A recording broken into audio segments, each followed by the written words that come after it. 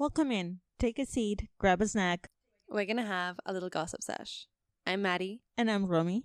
And this is Baddie Baddie Behaviour. Welcome back to episode probably 3 or 4 by now. And we have our very first special guest. So, Yay. would you like to introduce yourself? Hi, my name is Miles, and I just spent my first week in Uruguay, and we're going to talk about it today. Okay, perfect. Well, for this, actually, maybe it would be easier if you hold on to the microphone and we'll share one. So, obviously, you know who we are, Maddie, Romi, but this is Romina's friend, Miles. Hi. And do you want to explain quickly how you guys met? Oh, God. Romi can explain it if you want. You're so much better at explaining it. I'm not. Oh, my God. All right. We met through Discord. Through just a fan group for a TV show we watch, Husband Hotel. And the rest was history. And the rest was history. I spent 3 months in the U.S. visiting him, and now he's here for a week. And for everyone who asks, because everyone asks this question, why only a week? Because Americans don't generally have paid time off, so he had to take a week of work that isn't paid. Unfortunately, I do have a job, and I have 2 rents to pay, so I do have to go back and work triple shifts this week. I'm never gonna hear from him again. No, I will be deceased. So, first question. As a fellow foreigner in Uruguay, what was your very first impression arriving here? I literally said on the first day that it is exactly like New York, but just so much better. There are less people. It doesn't fucking reek of piss in the subways. There are no subways, but it's arguably like much more beautiful compared to New York, and it's like just as big to me, and I think it's just arguably better. But I've been to both, so most people might not say the same thing. Yeah, it's not really as... Is it as big? Because technically Manhattan is not that big, so it could be. But yeah, it's tiny. Montevideo is tiny, but I said that's the first time I've ever heard anyone refer to Montevideo as New York, but better. Or just to compare them in general, I think I see where you're coming from. I do think Montevideo, I mean, people here would consider almost like all of Montevideo, the region, to be, quote, the city, because of how different it is to not Montevideo when we go into the interior or into La Costa. Anywhere along the coast is obviously very different. Anywhere not along the coast would be considered the interior, which is like farmland, more or less. So obviously, like, Montevideo in that sense, if you include Pocitos, if you include all the way to Carrasco as being the city, then maybe size comparison is more similar. But, like, the city is, like, way smaller. But it's cute. She's cute, and she's got everything you need. Yeah, and I personally would say it's like New York and better because you still have, like, these job opportunities. You still have, like, all the people, but you don't have the, like, I guess, rudeness of all the people. Like, you actually have a sense of community, and it's a lot better. And a lot of Uruguayans will say, oh my god, but the job market is so bad here. It's worse elsewhere. It's so much worse in the US. It's so much worse. It's so much worse, especially right now in, like, the time we're recording this. It's awful. It's the worst I've ever seen it be. Like, 3 years ago, I could get a job like that. Right now, I could apply to 100 places, and one of them would hire me. That's it. So in terms of, like, your entire... Well, the week is not over yet. Obviously, you've only been here for, what, like 5-6 days by now? Gonna be a week. Okay. So what are some things you've done? What stood out for you? What did you really enjoy? For anyone who is maybe considering coming here, what would you say are, like, the pros and cons, the must-dos? Give us a quick little rundown of your time and what you would recommend to anyone else. I know it's, like, so sappy, and it's really sad for me to say this, but I think my favorite was just, like, being in the community, like seeing how everybody interacts with each other, like getting to interact with these people, like you just don't get that in the US. Like Like I at the could, parties we went to over the I weekend could go to a specifically. club where I'm from and nobody will talk to me unless I'm with a group of people. If I don't come up to you and talk to you, nobody's going to talk to me. It's so surprising how many people have just come up to talk to me because they were interested in me. Nobody would do that where I'm from. I do think as another English speaker here, when people hear you speaking English anywhere, that like adds an extra level of like, oh, these people are probably not from here. I'm now curious about them. I'm going to go ask them questions. But like the alternative, like if you flip that in the US, if like not you necessarily, but if there were people in the club speaking Spanish, I feel like the English speakers would just be like, Yeah, like usually they're not going to go over and be like, hey, like tell me Yeah. your story. Like in the US, when people end up speaking like Spanish, it depends on where you are. Because I mostly go to like inclusive gay clubs, but if you were to go to just a regular club and speak Spanish, people would kind of side eye you, and they'd probably end up talking about you or be like, "Don't go over there; they don't speak English." But speaking as a Uruguayan, I haven't really noticed that much of a difference. Yes, people will come up because they are interested because you speak English, but it has been pretty much the same experience for me going out with you guys and going with my group of Uruguayan friends, unless we're a big group and we just stick to ourselves. But like people will come up to you. A random girl came to dance with us at this club when she couldn't even hear us talk, and she was like, "Hey, I'm here all alone. Can I dance with you?" And I'm like, "Yeah, sure, of course." I don't think I've ever gone to a club where I've gone with a smaller group and not came out with like a few people, not necessarily friends, but like added on Instagram that will watch each other's stories and reply to each other. And like maybe, yeah, and like maybe ask him like, "Hey, are you going to this party?" and like hang out there. Yeah. Actually, one person that we met at the first party we went to, which was a birthday party for a friend that I have, but there were like 170 people there. Feel like that many. No, but it was, yeah. So we talked to him, we met him there, and he's coming to game night tomorrow at my house. So that's kind of the, that's kind of the vibe. But yeah, in the US, it's really bizarre because that just doesn't happen. Like if you end up meeting somebody that night and you add them on Instagram, they don't really like remember you. They don't really talk to you. They don't really like engage. They just kind of, They don't even add you. you're just like a new follower to them. I do think it's worth noting that, like, the age thing, because I have heard stories that in the past, like the classic, you know, you go to the girls' bathroom and you meet people in there. I mean, Really? yeah, it's like people are just nice. They'll compliment you on your outfit. You'll be crying over a boy and they'll like help you out, fix your lipstick. Whereas I think people who have only gone to the club post-COVID don't really know how to socialize, and that's like not their fault. Like they literally were forced not to socialize for 2 years. So like obviously it's going to be awkward when suddenly they're like out there. Like they don't know how to meet new people. Exactly. But I think it's partly cultural, partly age, because obviously me and Romi are a little bit older than Miles. I'm 29, Romi's 28. And I am 22. Yeah. So obviously that's going to be a bit of a difference where like different generations, like I'm still technically a millennial. I'm like the lower end of that, but I'm still millennial and you'd be Gen X. Gen Z, yeah. That's what I meant. Gen Z, Yeah. sorry. And it's unfortunate because a lot of Gen Z people that I talk to are just not as, I guess, socially mature with other people. They don't really, they don't know how to like talk to other people. Try to hold it a little closer. Sorry.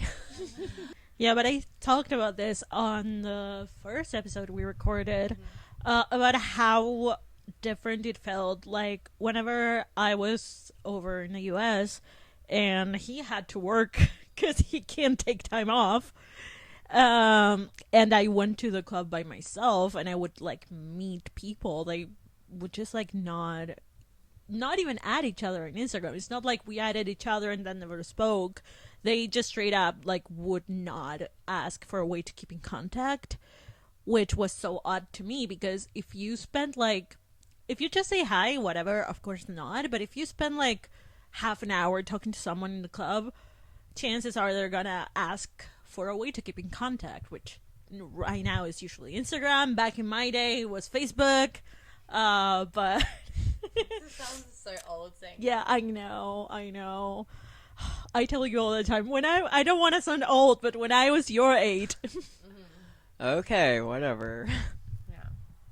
Okay, so final question. Would you, for anyone else in the US, maybe listening along, any of your friends or family, maybe not family members, but anyone who is maybe specifically in and around the queer community, or just like, you know, an ally who, not to get into it, but who is not vibing with the current situation, what would you say about Uruguay? Like, would you recommend they come here instead? Like, what have you found has been like refreshing?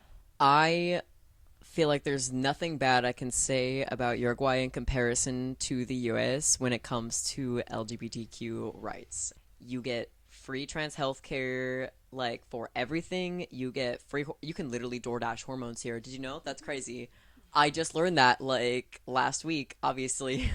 You can't do that in the US. You can't just fucking DoorDash your hormones. And the prices are probably significantly the lower. prices would be significantly lower with DoorDashing hormones. I mean, we don't call it DoorDashing here, but it's actually funny. Yeah, I got a earlier today. I actually got an advertisement for the Uruguayan DoorDash. Yeah, I was just scrolling through YouTube and I was like, oh, okay.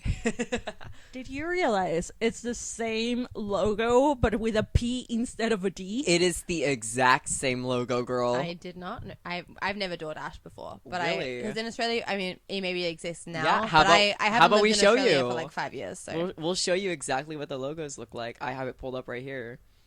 DoorDash. oh yeah, And then I mean that's not really a D. It's just like a loop, right? compared Okay. next to each other, that's what they look like. And then I'm sure they'll pop them up on the screen Curious, for you guys whenever curious. this comes For out. the ones that Yes. Okay. Period. I mean, for the ones that are on YouTube.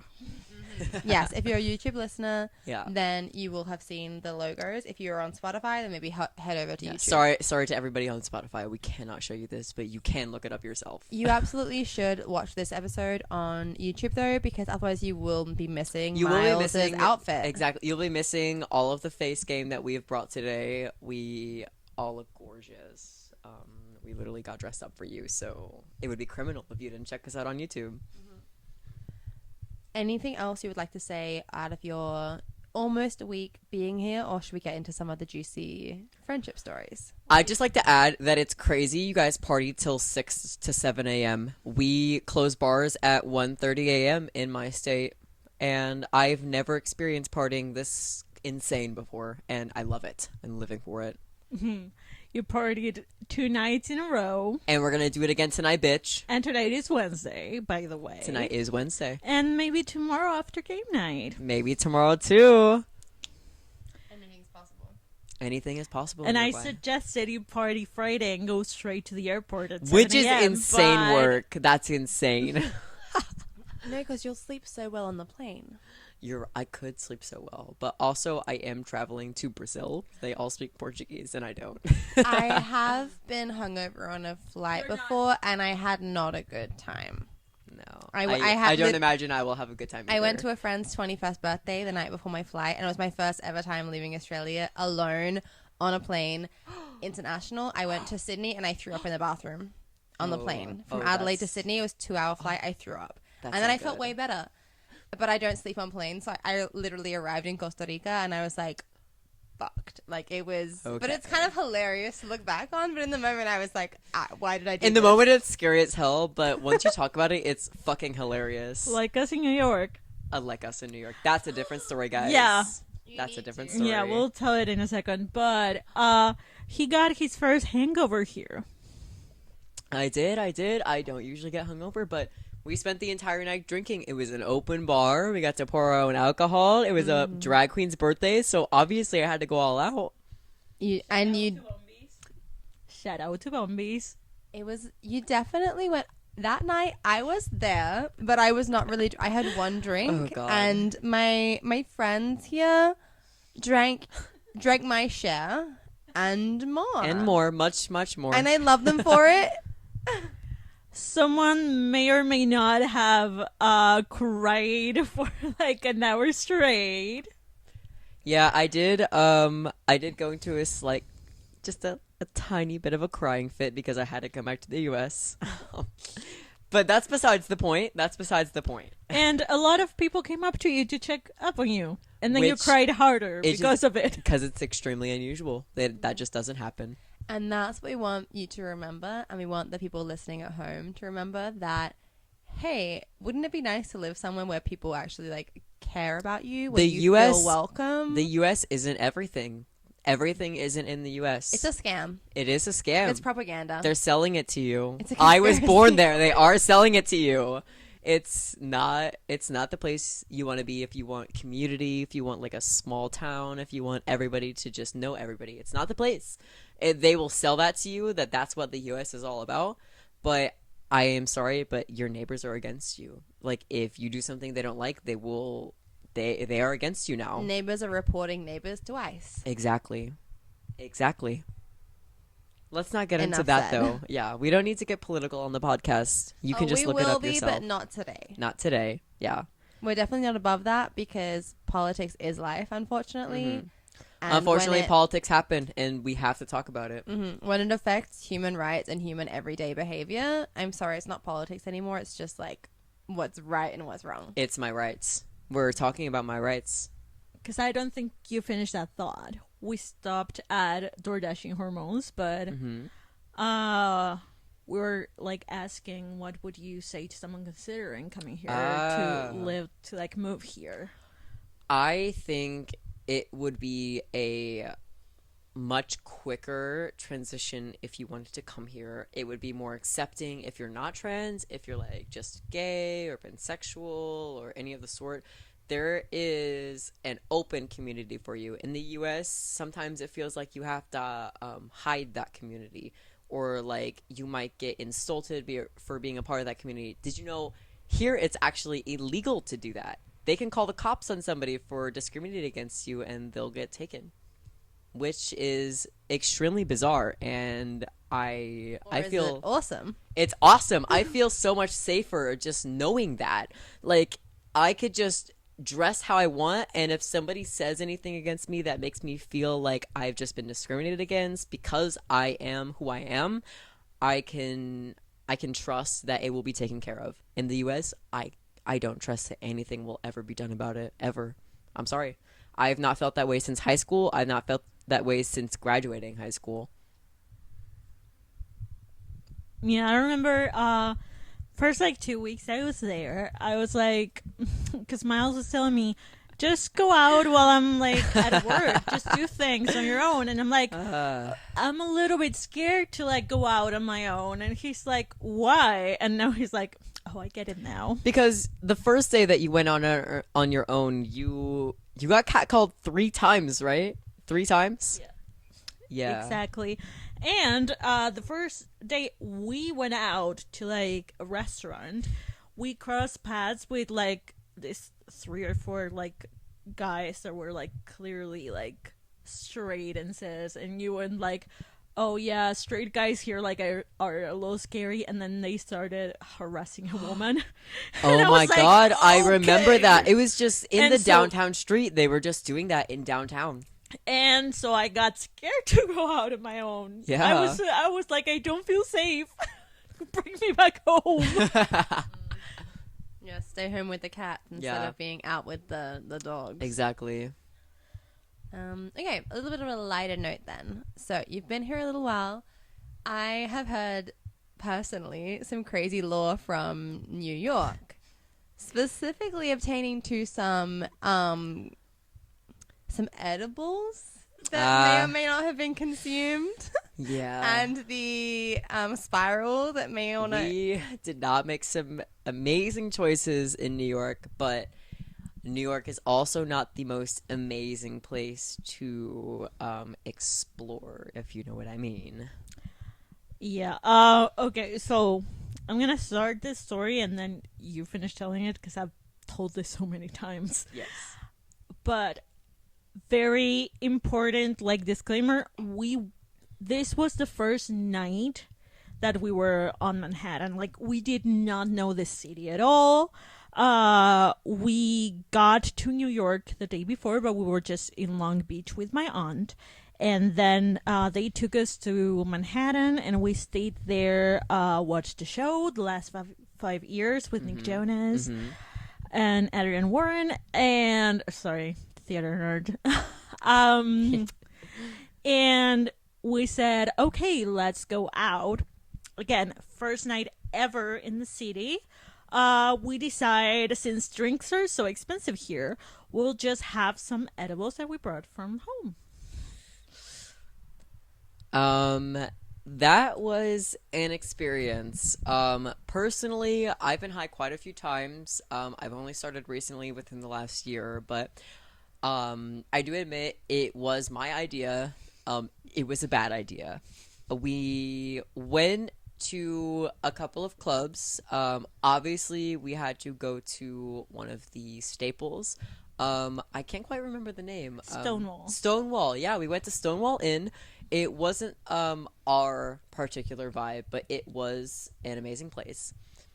Well, afterwards, we decided to explore basically the queer square. Nothing really fit our vibe, so we decided that we would go to a club recommended to us by a friend, and on our way there was just Can I just assume that at this point, when you're in the queer square, you're probably feeling fairly okay? Yes, at this point I was feeling okay, I was feeling confident, but eventually we did wander out of the queer square where and we were. Unfortunately, I feel like that is where suddenly that was our mistake. Yes, maybe the active ingredients started to hit. Yes, when you were no longer in your safe spaces. Exactly. Yes. It was. We were not feeling safe. There were people making weird comments of us.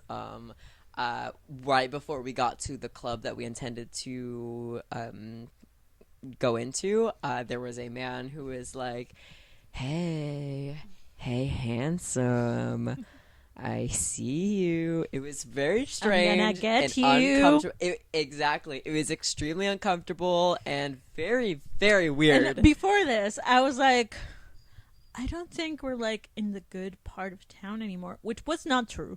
It was like a fairly it was an extremely rich area, but yeah, we were extremely high. And he's like, "What do you mean?" And then that guy approaches, and he's like, "Oh no, you're right." But the weird thing is, he didn't even approach us. He was just sitting in an alley, just saying that to us. And we just walked away. We walked straight to the club. No, we walked because we couldn't find the club at first.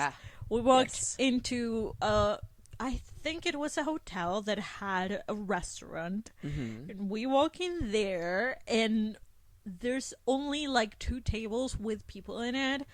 And in our high mind, we decide that those are like drug people making drug deals. And there was some guy who followed us in, and I was like, oh my god, he's stalking us. He's just standing there. I took a video of this, actually. Well, I could send it to you so you could just pop it up on the screen, but it was very jarring. But looking back, scary. I think he was a security guard, actually. He might have been a security guard, yes.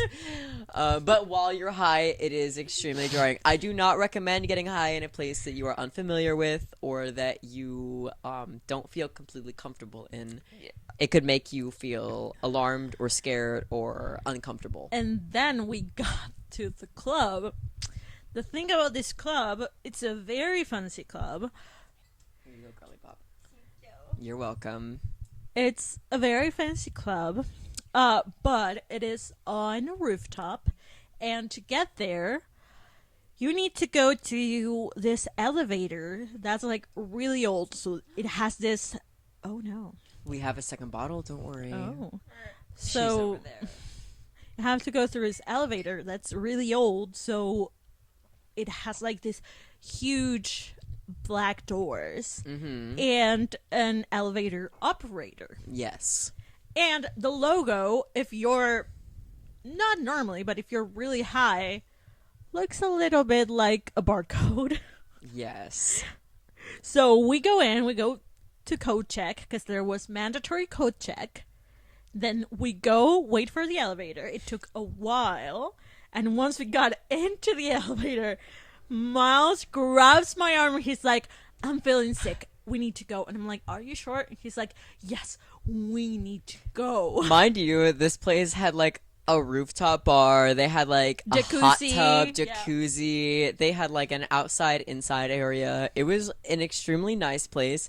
However, we were extremely high And we didn't get to see that. We we only didn't saw get to the see that. elevator and the guy who was taking us upstairs while we had our little stamps on our wrists that looked like barcodes. And the more I think about it, the more I realize this is an extremely normal thing. This is a club, and it's New But York. in the moment, you were thinking we're about to be trafficked. Yes, I was thinking that we were going to be trafficked, which And sold based on your barcode. which is very funny because within the next 2 days, we went to the subway. The next day, yeah, we went to a subway station to go take a train, I believe, and I saw a poster that said, "Here are signs of human trafficking. If you see this, call this number." And I thought that's crazy because that just happens. It said human trafficking, and then down from that, it can happen here. And we're like, see, we weren't so crazy. And that's wild to talk about my country like that. It's crazy that you can just be human trafficked. Like, that can just be your future. Technically, it can happen anywhere. It can happen anywhere, definitely but it's like happen here. it's strange to think about your own home and think that could be me next. With a sober mindset looking back, do you think maybe it was you were just hallucinating a little because of the edibles, or do you think it was actually a sketchy neighborhood? I think the people outside of it were sketchy. I think the club was totally normal. We had a crazy Uber experience though. That was Yeah. wild. Yeah. No, you tell it. So Romi here had ordered us an Uber, and obviously through the Uber app, it'll tell you what your name is. When our Uber arrived, I was about to walk in, no questions asked. I By the had way. grabbed her shoulder and I held her back. I said, "What's our name? No, what's your name? What's first? your name? What's your name?" And he said a name that did not match our App. app. And when Romi had repeated her name, "Is this for Romina? Is this for Romina?" No, I didn't say my name. You were telling me, like, Romina, we're like, what is the name? Ah, okay. And the guy heard you, and so Miles asked, like, what's her name after the first name didn't match? And he's like, Carmina? Carmina, yeah.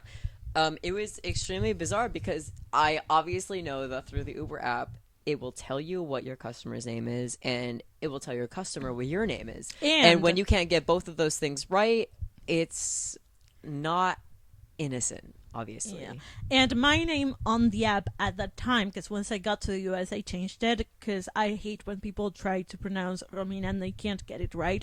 So I changed it to Rowena. People still couldn't get it right. No. I was so annoyed. It's like, this is an English name specifically for this. You need to do what the Chinese do and just go like Roxanne or something. Just like, Roxanne. Like it starts with an R, but it's a completely different name. Yeah. Yeah, I went with Rowena, and they're like, oh, this is like an old name. And I'm like, sure, whatever. Because it's my stage name, by the Yes. way. So yeah, my name on the Uber app is Rowena, so not even close. And so I, like, canceled that Uber, called, like, just... You just signaled over a taxi. Yeah, I signaled over Yeah. a taxi, and we got on that, and I was like, take us to Times Square, because the only place we knew. So I'm like, once we're in Times Square and I can see all the signs for, like, the musicals, I'll feel safe. If there's musical theater, I feel safe. So, yeah. We got in the taxi, and I was looking over at Miles, and Miles looks so scared. And I'm like, I know you're thinking the same thing I am, which is, this taxi is gonna human traffic us. So I asked the taxi to stop because I was feeling sick and I needed to throw up, just to see if he would stop. So he did that, and I opened the door, like, breathed a little, and I went back and was like, I'm good now, but just, like, maybe I'll ask you to stop again if I feel sick. And he was like, yeah, of course, no problem. So then we felt safe, and we got to Times Square, and I just looked at Miles, and I was like, there's no way we can get a subway and then a bus like this. No. So we were Because where were you staying at the time? Oh my God, we were on staying- Long Beach, No. almost 2 hours away. We're even a little further. We were in Oh. Far Rockaway. Oh, wow. Yeah. So that took us like a 40-minute subway. We got down on Jamaica, and then there we had to wait for an hour-long bus by ourselves, all high. Like, I was just thinking we are gonna fall to the tracks of the subway if we go there this drunk. Wow. And I'm like, we're not doing that. So we took a $120 Uber back home. Which, to be fair, for the length of time that we were traveling, Yeah. it was a very decent price, but But we could have watched 2 Still. more musicals with that money. that's true. Or bought a lot more edibles for that. You are also right.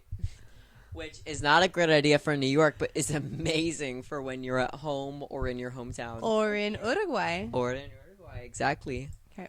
I feel like maybe we should. How are we feeling about transitioning into some Yes, let's friendship pivot. Let's scandals? pivot. Friendship Because scandals. we've been talking a lot about friendships, about the good, and now maybe we'll get into a little bit of the bad side. There's of always a little friendship. bit of a bad side to everything, so I think we We- should explore. We all have our own personal stories, but I think we're gonna hold off on certain stories for a couple more weeks, and Exactly. we'll see what comes.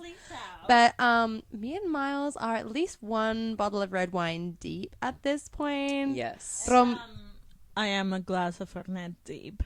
Which is Romi the does equivalent not- of us. she doesn't. No, not even. She doesn't do. really? No, you need at least 2 or 3. I Really? did it very strong though. Ah, okay. Are we ready to move on to the next I segment? feel like we should do a cheers. We should do a cheers. Really? 1, 2. All right. Off camera, we may or may not have just had a. I'm embarrassed to say how long it took us to open that wine bottle, so I'm not going Yeah. to expose it.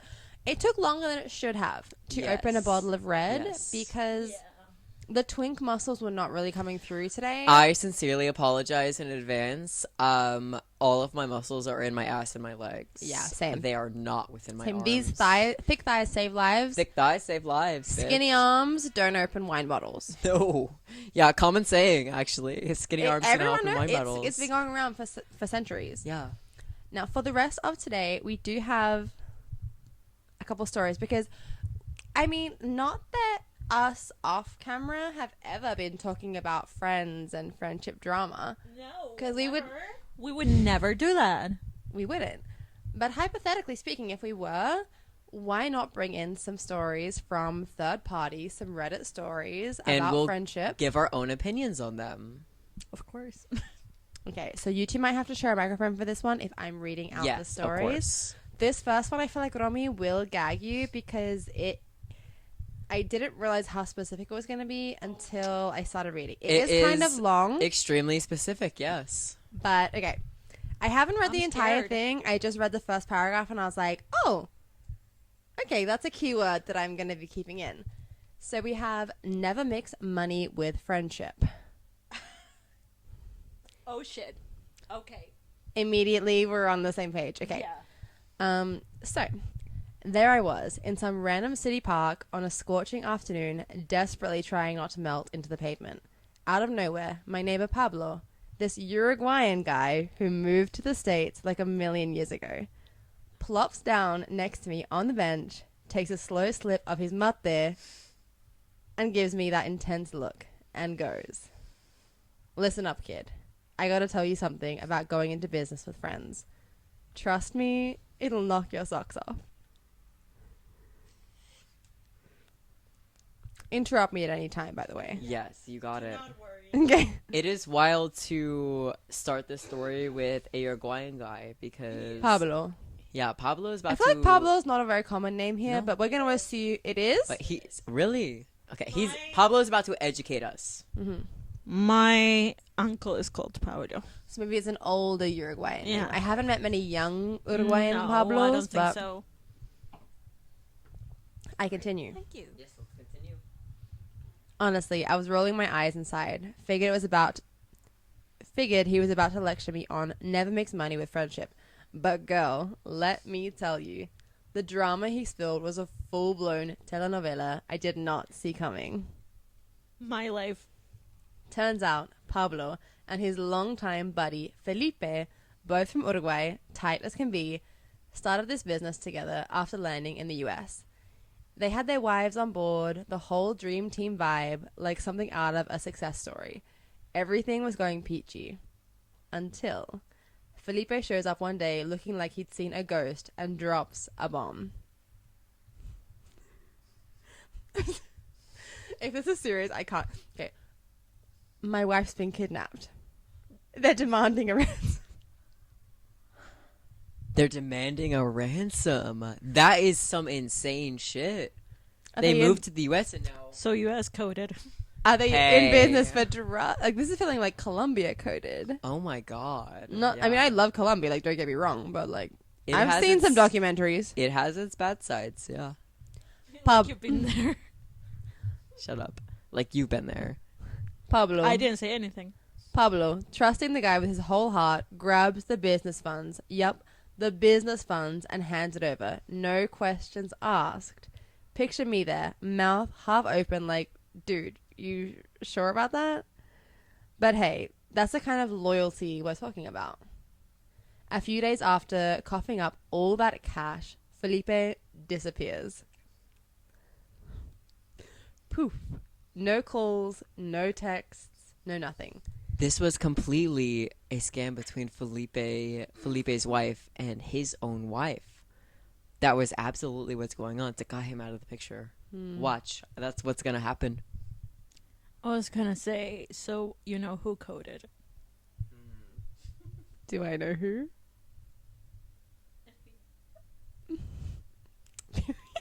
Right. She's not Uruguayan, though. Okay, a few days after coughing up all that cash, Felipe disappears. Poof. No calls, no texts, no nothing. Just a big fat question mark hanging over Pablo's head. What the heck just happened? Fast forward 27 years. 27 years. Yes. That is a jump. Yes, you read that right. Wow. And the truth finally surfaces in the wildest way. Pablo is strolling through some mall, probably Queen Center or something, and bumps into Felipe's wife. You know, the alleged kidnap victim. She's all like, kidnapped? Are you kidding me? I was never kidnapped. Boom. Jaw dropped. So get this. No kidnapping, no ransom, no shady guys in ski masks, just a giant messed up lie. The wife then spills that Felipe vanished 27 years ago. So she wasn't in on it. Oh my Doesn't seem god. like it. Wow. The scandal. Let's keep going. The wife then spills that Felipe vanished 27 years ago, right after the so-called rescue mission. Rumor has it he took off back to Uruguay with an old flame and a secret kid. Oh no. How many Felipes you know? So many. By now, Pablo's world is basically flipped upside down. He starts investigating, wanting to confront Felipe, and guess who he finds instead? Maria, the mother of the hush-hush kid. She's the one who tells Pablo that the money didn't go to the ransom. It went straight to Uruguay for a life-saving surgery. Yeah, that child was Felipe's son from a fling ages ago. Desperately sick, needing a transplant to survive. And here's the real kicker. Felipe died on the operating table, donating his kidney to save the kid. Oh my god. I kid you not, the same guy who lied and ran off used his own organ to keep his child alive. No epic romance with Maria or anything, just the responsibility of a father who messed up big time and tried to make it right in the most extreme way. So there I am, basically reeling from all this drama when Pablo goes in for one more gut punch. You know what kind of business Felipe and I actually ran? We were legal consultants for hospitals, clinics, and insurance companies. basically the folks who decided the fine print, who gets an organ transplant, and how the system is managed, and it wasn't exactly patient friendly. Oh my god. Pablo just looked at me with this heartbreak in his eyes and said, "See why I'm warning you about business deals with friends. You never really know what a person's up to, not even your closest pal." Let me tell you, I walked away with my throat dry and my heart heavy. They could be your best friend for 10 years, take everything, and never be in your life again. To be honest, if I found out that was the reason, I'd be completely okay with it. I wouldn't be okay with the lie. I'd be like, if you had just sold me, I would have given you the money anyway. Exactly. But I'd be like, okay, you didn't think that would work. You had to do what you had to do for your kid. It's completely understandable. I feel like especially when someone, like, I almost wish he didn't die, because now I feel like I feel bad, like, hating on him. Yeah. But, like, how do you hate on a guy who, like, dies trying to save his kid? I feel like there are much worse situations in which you could be used for your money and your friends completely take advantage of you for that. Do you have any personal experience with this, Miles? I do, actually. I've had... Anything you want to share with the class? I won't name any names, but I've had a lot of people who have seen the amount of popularity I could gain in a community, and they've used me for, I don't know, promotional aspects or monetarily or just, I guess, for status. There are a lot of people who I've encountered who are like, well, I spent this much money on you, so how come you dislike me for this reason? And it's like, your money doesn't equal my friendship, you know? Like, your friendship is your friendship, and your money does not mean anything to me when it comes to that. And some people will take that in a completely different manner. Yeah, because for context, he is an artist and a very popular one in certain circles. And when we first got on this Discord that we're in together, I saw a lot of people being like, online name is here. Oh my god, he's here. Oh my god. And so, like, and I was like, who the fuck is that? And just because I spent so long doing these things and honing my talent doesn't make me better than any other person. It doesn't make me any more righteous than any other person. And when I see people putting me on this pedestal, it makes me feel uncomfortable, and it makes me feel, I don't know, used in a way as like their own personal, like, I don't know, like a trophy. A trophy, yeah. I feel like a trophy. And cool. The crazy thing is, they just like treat you as not human, because you would think, oh, it's nice, so many people want to like be friends with me because I'm popular, but they end up like not really being friends. They with don't you. want to be your friend with you. They want to be friends with your following. They want to have that. They want to experience the popularity that comes with that. And I'm sure, Maddie, you've had your own fair share of this, because here in Uruguay, you're like a celebrity.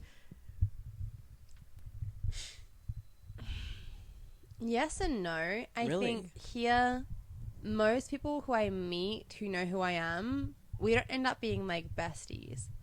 The friends I have made here who you've met did know me firsthand, even including Romina, met me first through social media, and then either messaged me or we became friends online, and then we transitioned to friends offline. But I don't feel... Okay, there has been an incident, let's say, with a company that works with a lot of foreigners that then was inviting me to events and not really giving me... I genuinely don't think they were doing it in a malicious way, but there was a lot of, like... They were clearly using my face in the promo, knowing that people knew who I was and getting benefits out of that without actually... They still are. I'm aware of this, and I do agree that they have been using you as a means of promotional popularity. Yes. And I think the hardest part of this is the person who owns this company, who runs these accounts, is someone I still to this day would consider a friend. Is she a best friend? No. But I only have, like, I have had good experiences with her. And with everything that has happened more recently than that, I'm like, maybe this just comes with the territory, unfortunately.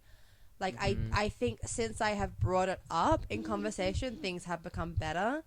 But I think because I was kind and I was polite and I was happy to come and I was happy to post about it without being asked to. Like, I was not posting about it because it was a promo deal.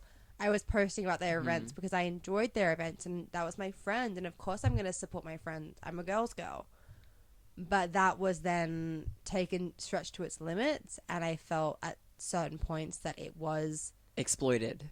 Yeah, it was exploited. Yes. So in the future, I'm definitely like more aware of stuff like that. Like literally 2 days ago, like yesterday, I got sent a couple of videos. Then an account on Instagram was like reposting my stuff.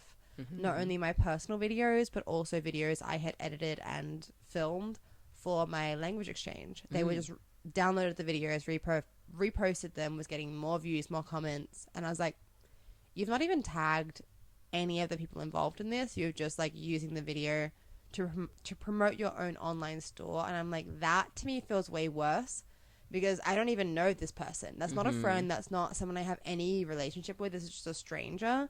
Exactly. Friends who use me, I'm kind of like, I mean, maybe if it becomes weird, I'm not going to be friends with you in the future, but at least like you have a choice in that scenario, but in that kind of scenario, you don't have any kind of autonomy. I didn't even know that it was happening until somebody else found the account and was like, hey, this is weird. It's like, I never know when people are like reposting my art or claiming it as their own, whatever, until somebody tells me. And like, I've had people tell me this before, but like, when you find out, it's very jarring because it's like, wow, this person's getting a lot more traction than me, or they're getting the same amount of traction as me, but nobody knows that it's me. Nobody understands that it's like, it's my content. I created this. And you created it with intention. You created it with a thought behind it, an emotion behind it that maybe is not coming across, and then you reposting. Exactly. And this person's just taking all of your like heart and they're exploiting it. Yeah, they're abusing it, they're exploiting it. And it's not a nice feeling to like not a nice feeling to experience, to understand. Like being semi-popular or a little bit famous is nice, but there's always going to be the downsides to it. I think to me, unfortunately, it's like not new because I've had a YouTube account for years. Almost 10 years. The account has since been deleted off of YouTube because of copyright claim. Yes. Oops. Which we'll get onto that story, another episode. Yes. But those videos that I was posting were constantly getting re-downloaded and re-shared. So I've been in and around this game for a long time. But when it's not only is it my content, it's my body that straight men online are objectifying. And then they're not even, like, knowing who... Like, they don't even know who the woman in the video is because it's not even on my account anymore. Exactly. Like, that to me was, like, next level. And I was like, oh, okay. But then what do? Do you post your content with a big, like, tag in the middle? Like, hey, like, this is my @ because then that ruins the aesthetic of the whole post. But at least it saves you if someone wants to repost it. Yeah. It's like nowadays, you have to worry about people taking advantage of your accessibility to your content. Like you want to make your content more pleasing to your audience, but some people will take advantage of that and they will make sure that they can take your content and use it for their own gain. And that's just not it.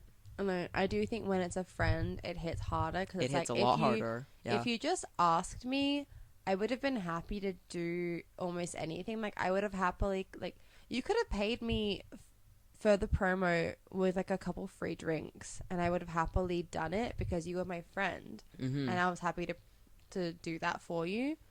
But with everything else going on with the business, I just decided to kind of take a step back, and I haven't been in months because of that. But I was still seeing my face in the promo. Yes. And that's when I had to like reach out, and I felt dramatic. And I'm sure people have talked about me being like, oh, like look at her thinking she's so top. Like, why does she, like, think we care that much? It's like, okay, well, if you didn't care, then why is my face popping up? Not just in the video, but in the first 1 second of the video of multiple Exactly. videos Yeah. promoting an event that I was not even invited to. One I even saw today. Yeah. Well, there you go. Mm-hmm. I mean, I was maybe going to go to an event today, and now that I'm feeling not so good, maybe I won't. But again, I still only have love for the person who, and maybe that's a me problem, that I'm like, I'm able to overlook that and be like, I see the best in this person, and I truly believe that they only have good intentions. But And it's like sometimes the people that they surround themselves with don't have the best intentions for you. No. And it's like they don't recognize you as a friend of the person they work for. They recognize you as an object or as like a trophy, as some would say. Yeah.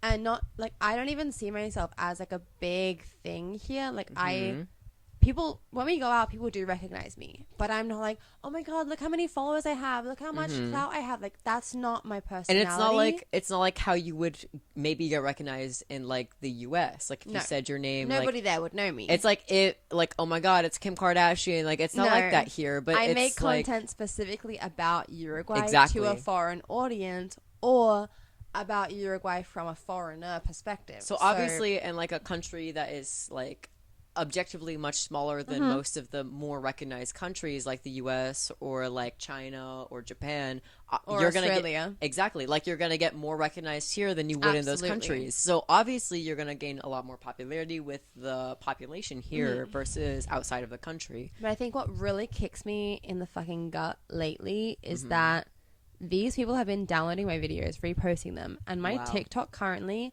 I will post multiple videos a day and I will get 200 views. So at some point, somehow I'm blacklisted for whatever reason. Maybe the content's just not good, but I feel like that's not the case, because I post the same video to Instagram and it gets thousands of views, but on TikTok it just doesn't. So it's just really sad when the content that you create, it's your brain, it's your thoughts, it's your face, and then somebody else takes it and reposts it and doesn't even give you any credit. Exactly. It doesn't make you feel great. No, it makes you feel kind of belittled and really minuscule compared to the bigger picture of things. Like, it's very objectifying. It is objectifying. And I've been objectifying since I was 6. I've been objectified, since I was 16, maybe 15. Yeah. And not to say that I'm not used to it, but in this term of like, the content I make now is intellectual content. It's about my thoughts, it's about my feelings, it's about my experience. It's not just, hey, look how cute I look in this outfit. So it feels worse somehow to then still be exploited. Because like you put yourself behind the screen. You don't put like it's not a fake persona. It's not an image. It's you. It's how you live. It's your life. Like you're putting everything on the line, and people are exploiting that to gain their own following and their own money. To sell products in some cases. To sell drinks if it's a event promotion, or this most recent one is literally the people reposting our videos, my company's videos. They're an online store. So they're promoting Uruguayan products by using my videos about Uruguay. Like that just, Like, and I would never think to even search for it. It's only when someone else like sends it to me and it's like, hey, did you authorize this? And I'm like, no. Okay, we do have to. All right, ready. Because like, okay, so I haven't had any experience being the famous friend yet, but I have had plenty of experience being friends with people who are quote unquote famous or popular in certain circles, and I just don't understand, like, even if you start, which I haven't, but if you started like being friends with someone because of how popular they are, I don't understand like the behaviors of people. Like, you can start with, by the way, disclaimer, it's not right, you shouldn't, but you can start being friends with someone because you're interested in the fact that they're famous and still treat them like fucking human beings. I remember one of the things Miles told me when we started getting close is I'll like being your friend because you talk to me like I'm a human. Yeah, because That was so sad. It's really, I don't know how to explain. It's kind of bizarre to me sometimes because a lot of people don't end up treating me like I'm just some regular person. They're like, wow, you're this figure in this community, like you're a pillar of the community, like, oh my god, you created this, or oh my god, you created that, or you know this person, or you know that person. Like, just because some certain people like my art or follow me doesn't make me any better of a person than anybody else. And it's like, if you objectify me for that kind of thing, it makes me desire to be your friend much less than it does somebody who doesn't know who the fuck I am at all. Yeah, like, don't get me wrong, I do love your art. Your art is great. It's amazing, but I wouldn't be friends with you because of your art. Exactly. I'm friends with you because you're kind and you make me happy, and I just love being around you, and I'm not gonna get sappy. But that's why you're my best friend, and I love you so much. But it's like, your art is second to that. Like, I love your art because you're a great artist, and I think I love your art even more because I love you as a person. It's an extension of me. Like, yeah, it's part of you, but it's not like you. It's not the definition of me. Yeah. My art is something that comes second to what my personality and what me as a person is. And it's the same with Maddie. Yeah, I was about to say. Your content is second to who you are as a person. Like, your content doesn't define you as a person. It explains you in depth in your life. Like, I've been following Maddie for a while since she started her TikTok talking about Uruguay. But it's not like I'm friends with Maddie and I'm like, oh my god, I'm with someone famous. Like, if I didn't like Maddie as a person, you know, if I didn't like Maddie as a person, I wouldn't be friends with her. Like, I like her because she's cool and like we get each other. It's also really funny because I feel like even though you found me through online and you yourself are happy to post online, you have never once been like, hey bitch, like, let's film something together. Like, not that like many people in my life have been. If anything, the people in my life who have found me through my social media have then been like, oh, hey, like, I love you. Like, I clearly enjoyed your social media and I enjoyed the persona you portrayed, but I'm too shy to ever post anything online. And I'm like, okay, that's fine. Like, no worries. But like, I see people all the time who it's like, oh, you have a following online, so like, now that you have a following, you should tag me and post me, and then I'll have a following online. And you have not once ever done, like, I tag you when we're together, but I'm like, hey bitch, like, you should come over and we should film specifically. Yeah, I think I am very mindful of that, because I do love like the attention, and I would love to like have a bigger like audience someday and stuff like that. But at the same time, I know how people can so very easily get used to the point that I'm very mindful. Like, if I have a friend who has an audience, I will not once like ask. I am down for anything and I would love to, but I will not ask you to, not because, especially now, I know you're not gonna like think I'm like using you because it's been so long like that we've been friends, but I would low-key love it, so please do ask me. All right, I get permission now, but I just know that like people who have either an audience or like just or like quote unquote famous do get asked so much and like taken advantage of that I like try to like steer away from it. Like, I want you to know that I'm friends because of you and I love who you are, and not because of this like thing you have that is a part of you because what you've created, but it's like, it's not because of this. I love you, not your fame or your persona, you know? Exactly. And I've had a lot of experiences with this. Within the last year or so, I've had like even just strangers come to me and be like, hey, could you promote this or could you promote that so that way your followers could see this? And exactly, I will not reply to you. I will Do you not. want to pay me for the promo or Exactly. Like, I've had people be like, I'm in this situation and I really need you to promote me so that way I can do this or do that. And it's like, unfortunately, I feel uncomfortable doing that because, like, I don't want to be used for my fame or popularity. I want you to experience me as me, not experience me as a famous individual. Like, even if I have this popularity in this space, it doesn't make me a pillar of, like, the world. Like, I'm not a famous person.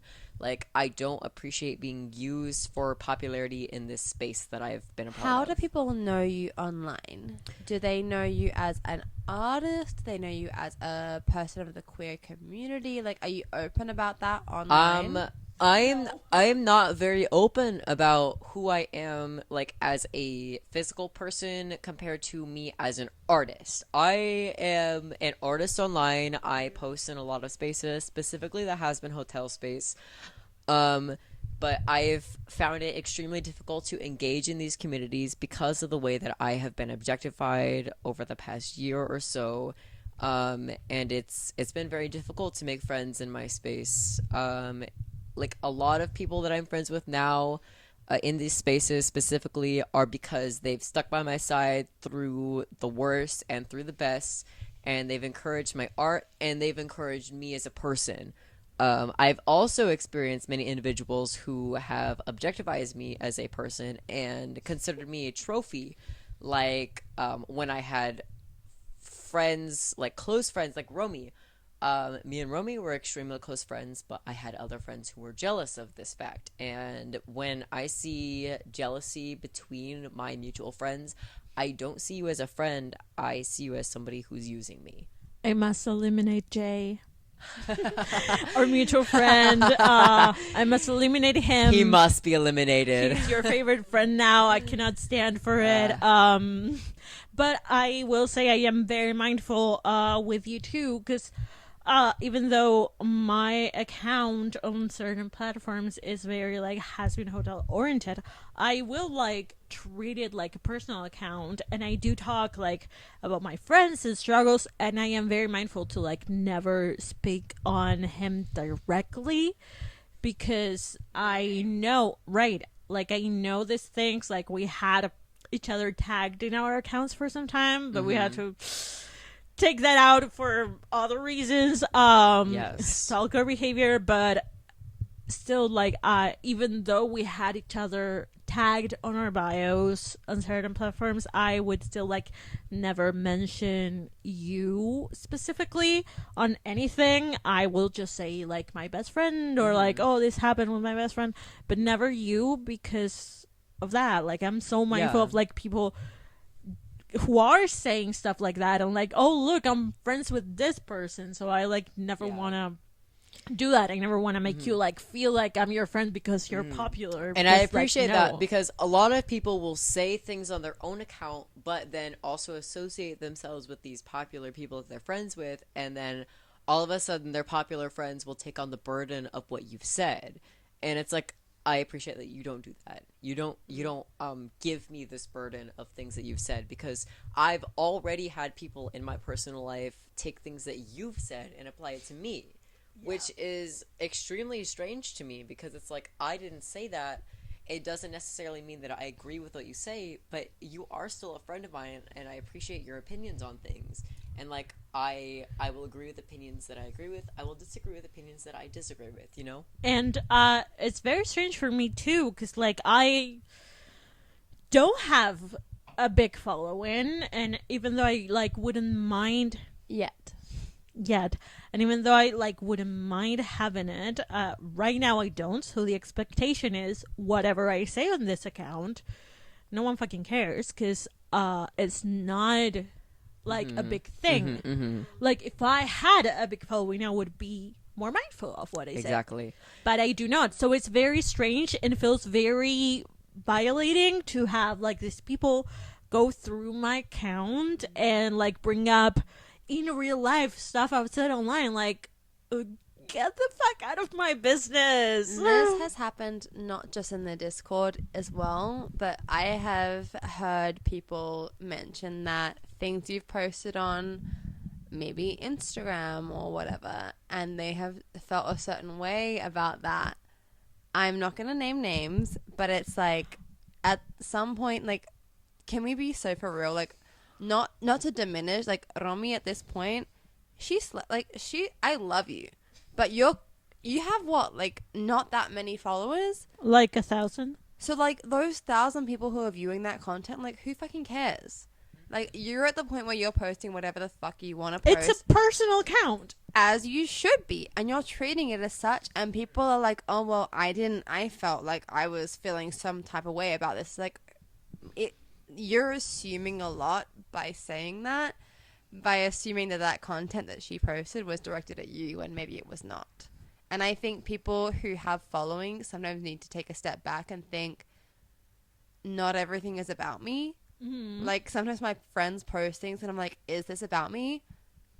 Maybe, but I have no proof that it is. So why would I work myself up into thinking that, yes, this is for sure about me, when, like, I know you have multiple other friends. So, like, why would I freak myself out into thinking, like, this is a personal attack, like, when it probably is not. And it's like, I get, like, as somebody who has struggled with a lot of mental illness, I get, like, feeling like your friends dislike you or, like, they're talking about you. But whenever you're friends with somebody, you just need to put that trust into them. Like, if they're your friend, they're not going to talk about you. And if they do, they will let you know. If they're uncomfortable with you, they'll let you know. And if they don't, you will find out. You will find out that they are talking about you. And you will be able to make the choice to either continue keeping in contact with them or to no longer keep in contact with them. I've had my experiences, you've had your experiences, and so have you. And I think that's just how it should go for everybody. Okay, off the record. And it's like, sometimes I felt like my own friends have reposted something that's about me, but it's like, then I have to go into perspective, be like, that's not about you. This person can. And if it is, that's not my. If it is, that's not my responsibility. They should come to me about it. Mm-hmm. And if they don't, I will know. I will eventually learn that it is about me and that they could not come to me about it and that I need to cut them off. Right. Because this is like, unhealthy. If I repost something, it's about either people I don't talk to in general or something I feel like it's a problem at large on society. Exactly. Yeah. Like, I've posted a lot of things about, like, how friendships are nowadays, and it's, like, not about anyone specifically. It's just, like, how I feel our society treats friendships. And if you feel like you are doing those things, like, it's not your fault, because, like, that's just how society views friendship. But it's just something for everyone to think about. And, like, if you're doing those things and you feel like you can just take a step back and look at it and be like, oh, yeah, I do that. And it's like, it's okay, because we've normalized that. Hi, Devin. Yes, come in. Sit there and watch the live show. Yeah. Okay. Ready? Maddie. So I feel like we are now jumping in. We wanted to do at least one more story. So the problem is I'm now under the covers, so I'm going to need to somehow tuck. Can someone maybe hold this? Do you need the wine glass to be held? We also have a new guest who arrived. She is just going to She's off camera, but we will be acknowledging her throughout the rest of this episode. So if you hear a weird voice in the background, it's our bestie Devin. Exactly. She'll be adding feedback, but it'll be a little bit quiet. The problematic American we know. Literally. Hey. No. Oh my god. No, I'm not kidding. I just got slighted, guys. She's American too. Yeah, and you're problematic. That's how dare I be problematic? Final Reddit story. This one is aimed a little bit younger, so I feel like we're giving think of this as like giving advice to your younger self, okay? All right. Okay. So, my friend group has completely fallen apart and I don't know how to feel. Remember to share the microphone, besties. Okay. Us. 14 female, was part of a friend group of 5. Wow. Consisting of people who we will call A, 15 female, B, 13 female, C, 14 female. Okay, this is so confusing. I don't know. Just read the one about the friend going insane. No, but that one was not shorter. Oh. Okay, my ex-best friend, okay. It's okay. for our final story, we're going to talk about my ex-best friend went insane. Okay, this does have less people involved, so it should hopefully be easier. We're going to cut it out, but there was this one story that has so many people and so many letters. It was a little bit like, it was like algebra, and it was confusing my drunk brain. There was like 5 people. So, me, 20 female, met Emily, female 19, when we were two, and had been friends on and off since we became best friends freshman year. So it's a long time of being friends. We were always a bit different and really weird, but in a cool way. And she was never made fun for it. We just made sense as friends, and everyone knew us as Emily and Claire, the best friends. When COVID hit sophomore year, we were inseparable.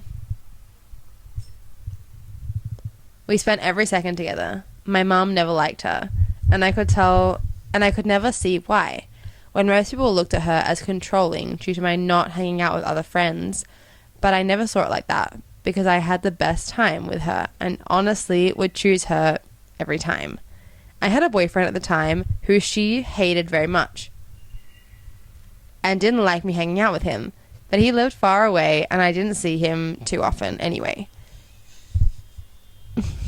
Miss Giggly, do you have thoughts? I'm sorry. If you are seeing me and Miles react, it's because Devin is behind the camera acting out the whole thing.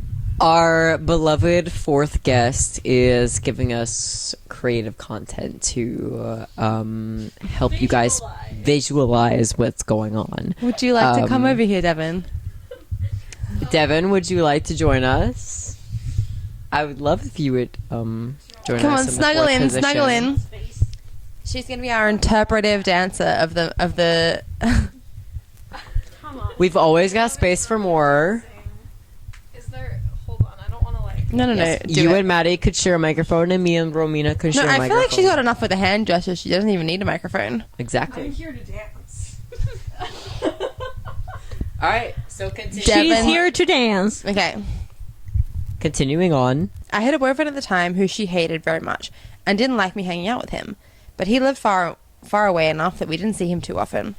Anyway, Emily started to be a bit more interested in boys and was dating around a bit before meeting Brayden, whom she dated for around 5 months.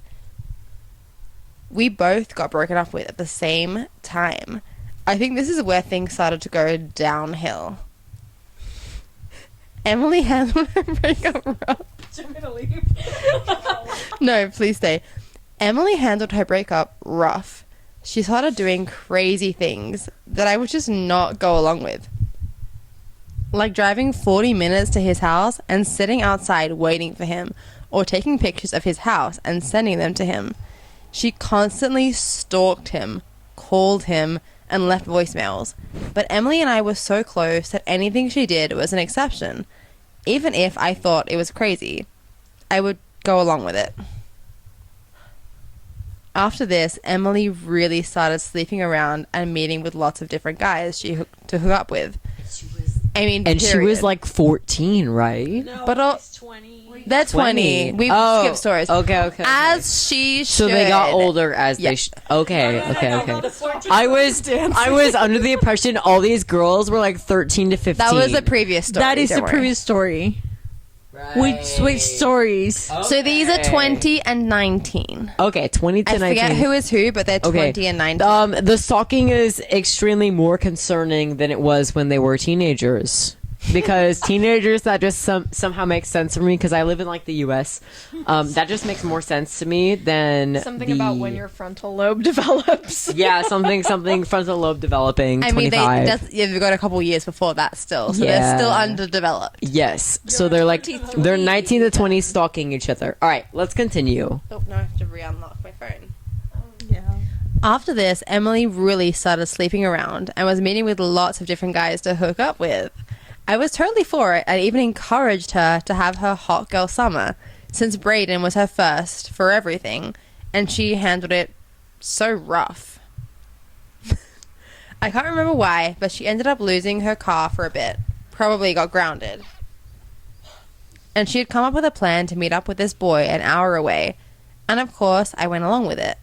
Since she didn't have a car at the time, her plan was I would drive her the hour away And then, when we were 2 minutes from the guy's house, I would pull over and get in the trunk. The trunk. I can't dance that. The trunk. And she would drive the rest of the way to hook up with him, and then we would drive home. We made it there, and within 1 minute after the switch, she crashes my car with me in the trunk. We were okay, other than a little bruising, and my car was totaled. We ended up lying to the police and saying I crashed my car because her 6 months weren't up yet and I didn't want her to get in trouble. Oh. She slowed down after this and stopped acting so crazy. I got a boyfriend, Tyson, male, 17. Oh, that is young. Oh, that like is 20. problematic. She's like 20. That's illegal. But And it's illegal, but yeah, Wait, it's, at what it's age weird. do the Romeo and Juliet laws apply? It's like 18 to 21 or something. It's like 4-year difference. Yeah, anything like a 4-year difference. As long as you met in 20. as long as you met and started dating in high school, it's okay. But I think because like 17, 18. yeah, 17, 18 is fine. But if it's 16 or under, you're in trouble. Okay, so I got a boyfriend, Tyson, male, 17, but Emily, again, hated him and would limit our time together. He's immature. That's probably why he's immature. You don't think the friend's a little crazy for trying to limit her friend's time with her friend's boyfriend? That's ridiculous. Sorry, the shift from he's immature to you're right, that's ridiculous. Okay, but whenever you try to talk about your partner, like your friend's partner, like if you try to limit their time with their partner, you're the bad person in this situation. Yeah. You shouldn't limit somebody's time with another person just because you think you're entitled to their time. But you're the in the friend wrong. also shouldn't spend 100% of their time with their new partner. They That's also shouldn't weird. spend 100% of their time with their new No. partner. You're correct. But also, like, you can't say, hey, as your friend, I'm putting a limit on how much time you're spending You with your can't do that partner. because it's them as a weird. person. It's their It's a bit autonomy. weird. It is weird. It is very strange. You can ask politely, like, hey, I'm feeling left behind, but you can't say, hey, you can't spend time with them. That's like a major difference. Because it's not your right. Exactly. You don't have You a can- right to you tell can- that person that. Exactly. You can let them know, hey, I'm feeling a little bit left out. Please, can you spend more time with me? But you can't be like, you cannot spend time with this other person, regardless if that's a partner or a new friend. Exactly. We have so much more story to get through, which is why I wasn't going to choose this one. Giving it to me. But the other one was I about just children gave that were back. too young and we just weren't vibing with them. So I'm going to try to get through as much of this as I can as quickly as possible. Think of the children. Think of the children. Oh my goodness, this is getting deep. Okay, I just scrolled down a little bit. I might go dance from over there. So, do you want to leave? maybe. Okay, go ahead. That's okay. You could be our special guest for like 15 minutes. I love making a cameo. While I was with Tyson, 17, I liked him so much, but the second I'd be around Emily, I would question our relationship because Emily would start to say bad things about him. I actually ended up breaking up with him at one point. Tyson hated Emily, but never said anything because he knew we were best friends, and he just got over it. My mum was constantly trying to get me to stop being friends with her because I was really innocent and never got into any trouble before her. She also told me Emily was very manipulative, but I never saw that because in the end, I thought Emily was a great best friend, and I made those decisions too. Sometimes our friends just don't really see red flags when it comes to their best friends. When you see somebody as your friend, it's difficult to find the red flags in them because you want to see the best in somebody, you know? But when you can't see the best in somebody, when it's finally concluded, you have to see the worst in them. You have to find things that made you think to yourself, should I really be friends with this person? And you can't admit that when you're their friend. And it's so much easier once you realize you're not good for me. Okay, the story continues. Amen. So, even though she admits that she made the decisions too, her mom doesn't like this friend, whatever. So even though she had previously broken up with him, her and Tyson get closer. Mm-hmm. And I started spending a bit less time with Emily. She met Landon, male 17, so both 17, possibly friends, who Okay. knows, whom she went on a date with and instantly fell in love. That's how she put it. I was friends with him at one point, and he came from an incredible family. He just was a great guy. So I thought this was good. They ended up hooking up, and Emily came to me to tell me all the details and how amazing the sex was a couple of days later. Okay. Yeah. He broke it off due to him not thinking his family would approve. And the day after, she says she's pregnant. Oh my god, pregnant at 17. No. He's 17. She's 19. She's 19. Mm-hmm. Wait, is this the same boyfriend as before? This is her friend's new boyfriend. That's not it. This is the manipulative friend's new fling. That's not it. And now the friend is They're just both men happen to be 17. Yeah. So a couple. Okay, because she's pregnant. You want to make a comment? She wouldn't show me the test. But why would anyone lie about that? Scandalous. Okay, but like So many people would lie about that. Of plenty of course. people will lie about that, especially in the US when it comes to these kind of things. It's like child support is the biggest thing in the world. Like you could make money or make nothing. She wouldn't show me. Yeah, she So wouldn't show rude. me the test, but why would anyone lie about that? Of course, I believed her. Landon knew he would get kicked out due to getting a girl pregnant, but he also knew he wouldn't abandon his baby, and he'd have to tell his parents. So he took all his savings and went to buy his own car so he would have somewhere to sleep. Landon's friends knocked some sense into him and demanded to see a test that Emily would not provide. Thinking about it now, she could have not been pregnant 3 days after hooking up with him, and that would not show on the test. When Emily refused to take the test, I got upset with her, and this is when I decided to back away from her a little bit. Emily also accused Landon's friends of kidnapping her.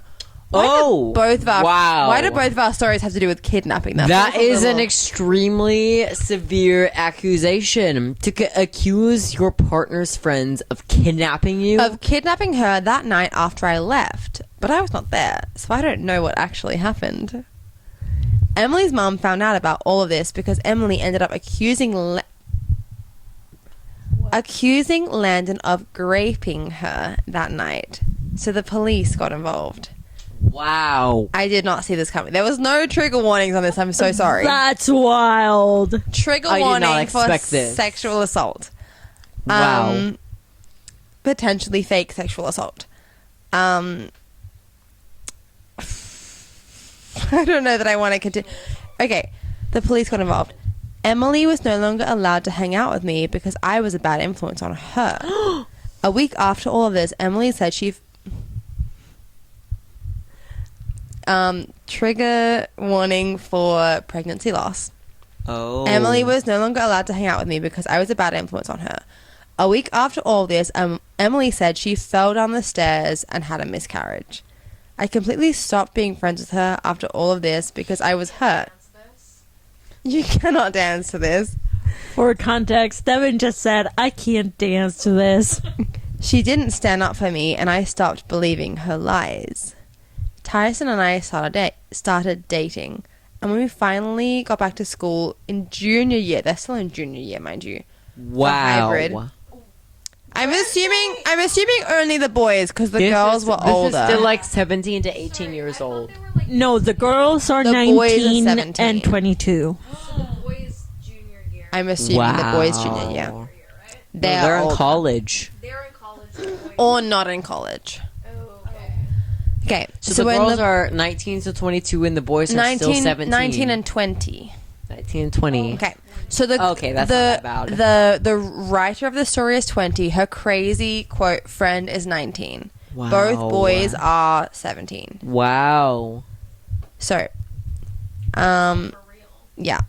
So the boys go back to school for junior year for hybrid. I'm assuming hybrid being COVID vibes. Yeah. It's There half were- online, half in school. Yeah. There were a lot of rumors about how Emily had another faked pregnancy. She was a huge topic around the school, and everyone knew what had happened. Emily and I ended up reconnecting over the summer going into senior year. How are you still in school? But I ended the friendship again because I found out she was tracking my location without my knowledge. She reached back out toward the end of senior graduation with a huge apology, and she told me that she was seeing a therapist and had been dating a really good guy.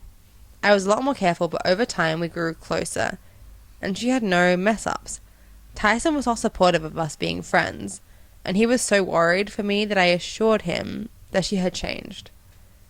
She had switched her career choice 3 times, and I was living at the fire station as a sleeper and going to school to be an EMT until I had a horrible call, and that made me realize I couldn't do it anymore. And I went full-time being a barista and a babysitter on the side when she was in online school trying to figure out what she wanted to do, and also babysitting quite a bit on the side. After months of us rekindling our whole friendship, Emily presented this whole idea to me, starting a daycare business together. Oh. Devin, could you pass me the Coke? And gave all the details. Not starting a business together. No, with this psycho. I'm so sorry, but Devin, is the Fernet over there? Fernet. Fernet. We're having a little drink top up as I keep going, so just ignore what's going on over there. So somehow we got approved for a cute little apartment, and while we started getting certified, That's fine. we got donated books and toys and a bunch of things from Goodwill. But it came together really fast, and I was so excited because I wasn't sure what I wanted to do with my life. But I knew I loved kids, and this sounded like the perfect career for me. We were barely going to make a buy, but I had enough money saved that there were a couple months with no income until we started getting kids. I also wanted to add that the first day we moved in, I ended up winning the bigger bedroom 3 times, and she threw a big fit and said she would just live at home. So I gave it up to her. So I guess they were like tossing up like who got the big room and who got the small room. And she won 3 times in a row, but she still ended up giving it to her friend. What the fuck? I know. That's absolutely ridiculous. You're like, I don't need to win it. It's Because the friend was going to live with Could her you parents imagine the otherwise. generosity? Wow. like rarity for my little Mhm. pony. She also decided she wanted a puppy after we decided that wasn't going to happen, so that caused a huge fight. She was nasty to live with, and I don't even want to go into details about the gross things she would do. After a month of living there, I went to stay with Tyson for the night, and I got 3 missed calls from an unknown number. They left a voicemail, and it was the police. There had been a break-in at that apartment. I was freaking out, and so was she. She had told me that I had to stay at the apartment more often and not with Tyson because she was so scared.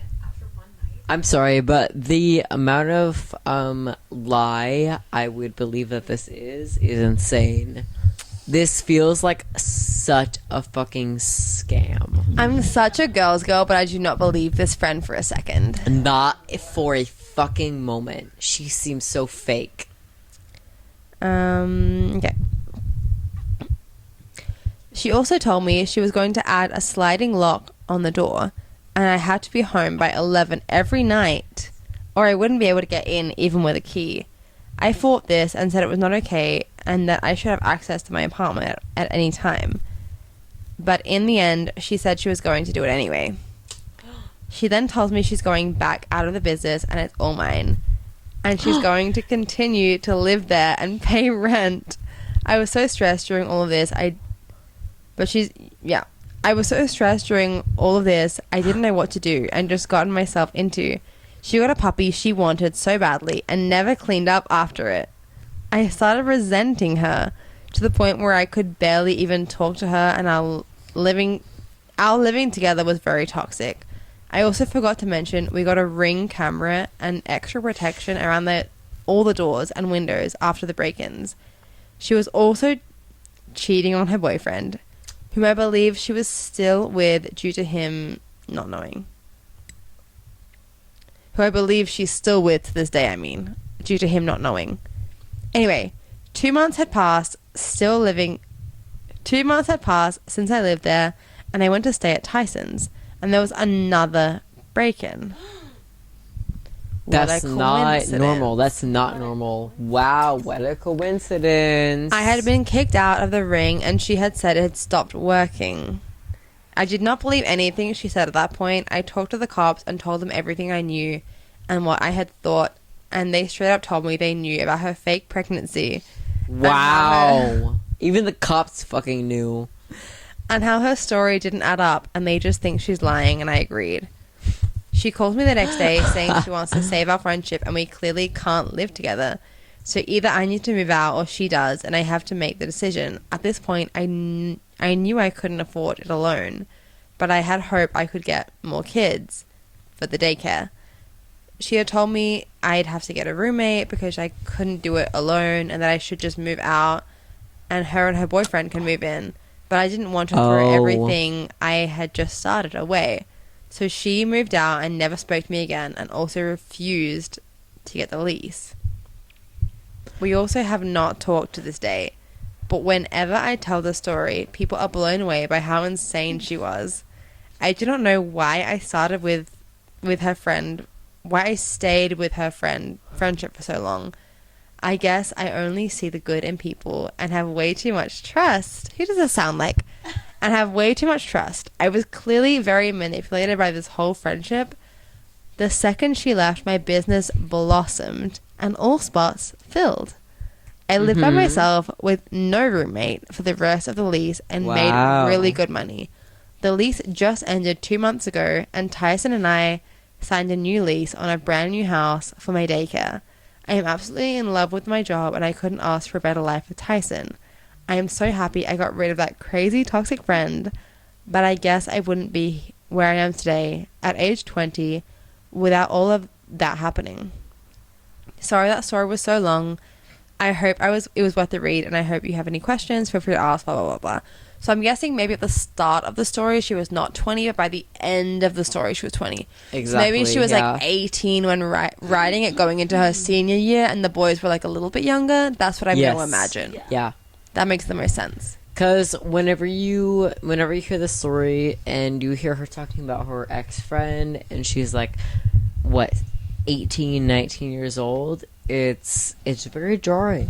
And you're like, wow, I can't believe somebody this age would act like that. Because, like, you think at that age you're more mature than you would expect. But I fear that except for the fake pregnancies and fake break-ins, I relate to the story way too much with a lot of different people. By just seeing the good in people and not picking up on red flags.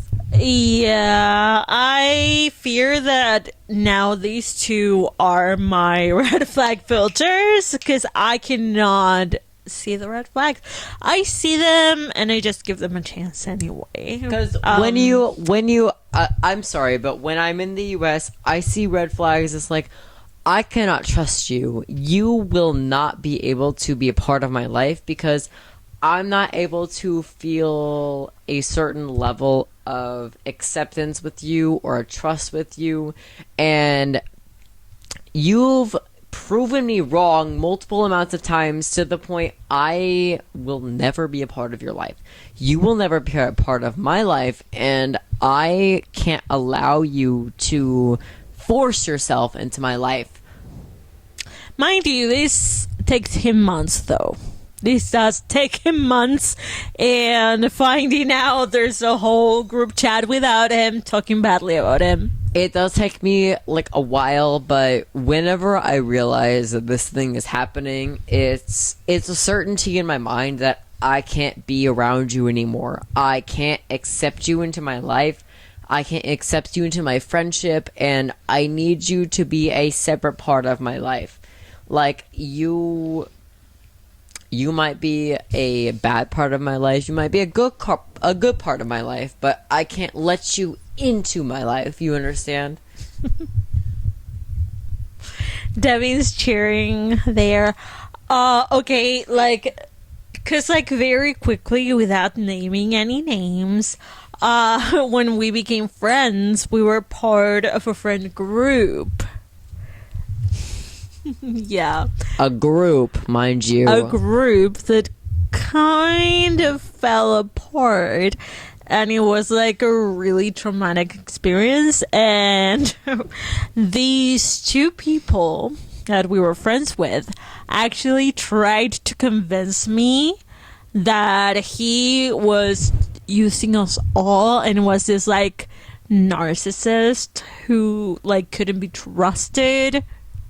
And they tried to convince me that I didn't like any of my friends, or that I was a horrible person, or that I couldn't accommodate for other people in my life. And they caught me in a moment where I was $200 into being homeless. Like about to be homeless. I was moments away. I was a month away from being unable to pay my rent.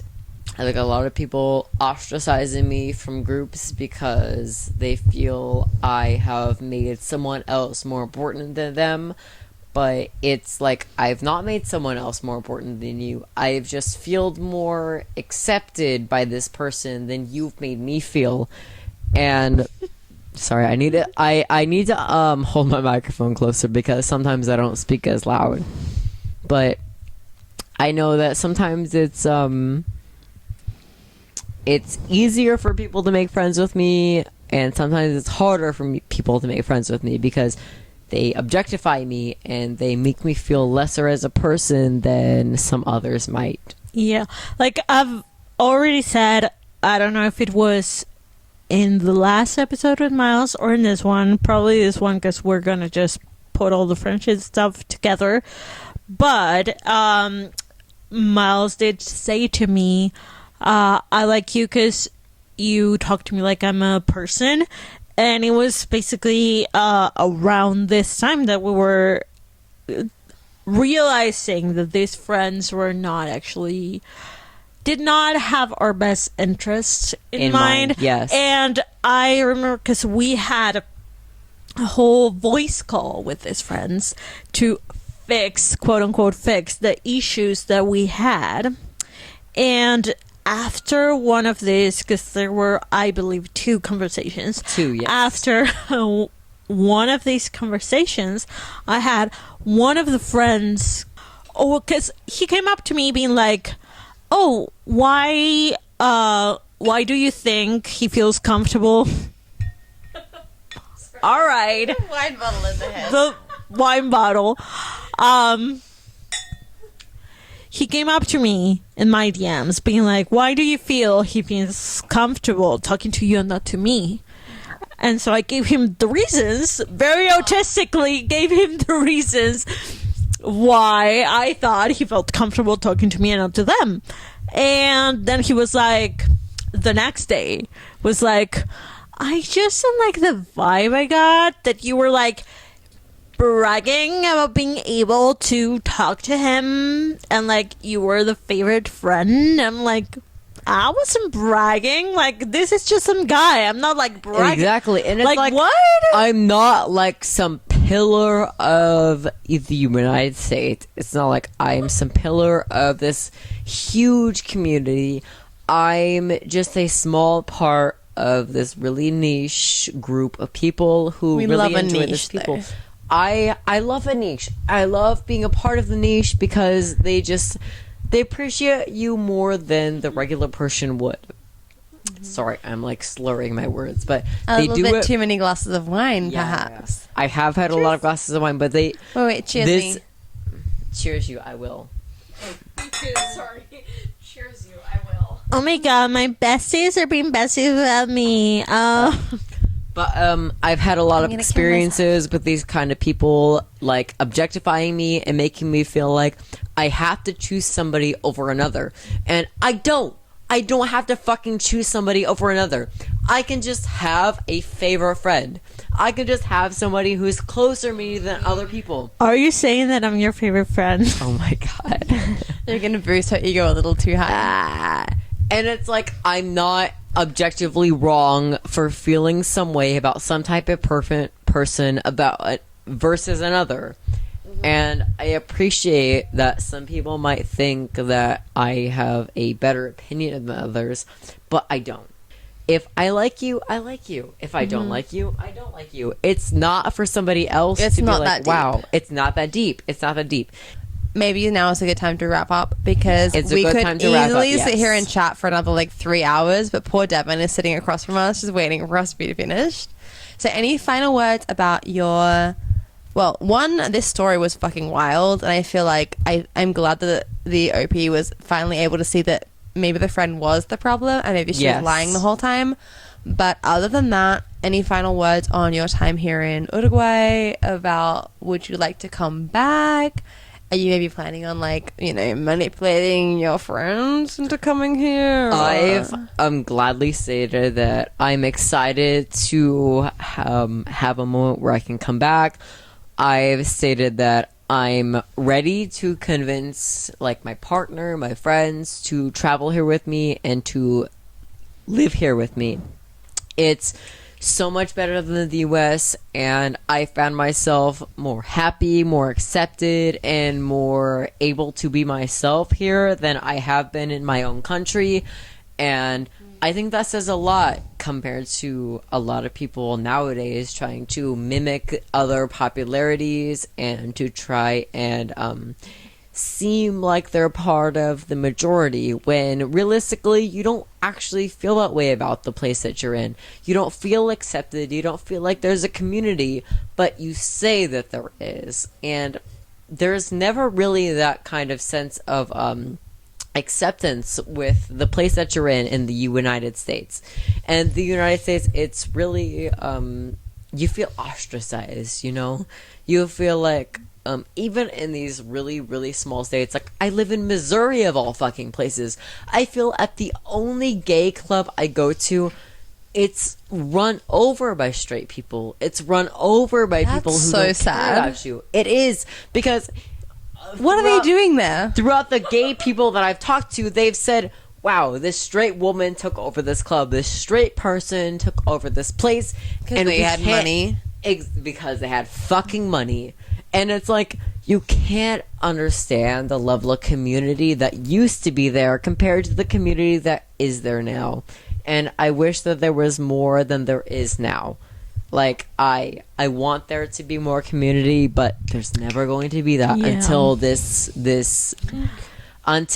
democracy, this parasite, until it comes to an end. We need to end this shit. Me and Devin played Cards Against Humanities the other night, and there was a card that said, describe your country's like political climate or something like that. Oh my god! And we did for the States, and I did and for she did for Uruguay. And the card she picked was like coming out as non-binary and nobody cares. And I feel like that describes Uruguay true. perfectly. No, because I'm literally like, nobody cares about anyone else's business.